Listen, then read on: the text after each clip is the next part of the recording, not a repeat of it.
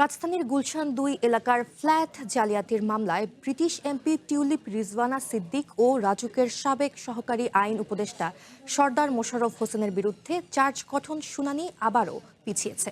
সকালে ঢাকার বিশেষ জজ আদালত আগামী ১ সেপ্টেম্বর নতুন শুনানির তারিখ নির্ধারণ করেন। জামিনে থাকা আসামি সরদার মোশাররফ হোসেনের সময়ের আবেদনের পর এ আদেশ দেয়া হয়। দুদকের অভিযোগ, ক্ষমতার অপব্যবহার করে অর্থ পরিশোধ ছাড়াই একটি ফ্ল্যাট দখল ও নিজেদের নামে রেজিস্ট্রি করা হয়। তদন্ত শেষে অভিযোগপত্র দাখিল করা হয়।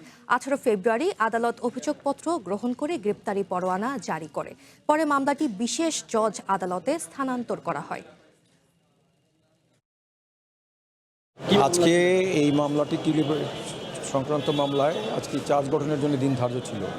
এই মামলার যে অপর আসামি সরদার মোশাররফ হোসেন, তিনি মাননীয় হাইকোর্ট থেকে জামিনপ্রাপ্ত হয়ে আজকে আদালতে সময়ের আবেদন করেছেন চার শুনানির জন্য। বিজ্ঞ আদালত সন্তুষ্ট হয়ে তাকে সময় প্রদান করেছেন এবং আগামী ১ সেপ্টেম্বর চার শুনানির জন্য পরবর্তী দিন ধার্য করেছেন। আইনের যে ধারায় যেটার সাজা আছে সেটা সর্বোচ্চ সাজা।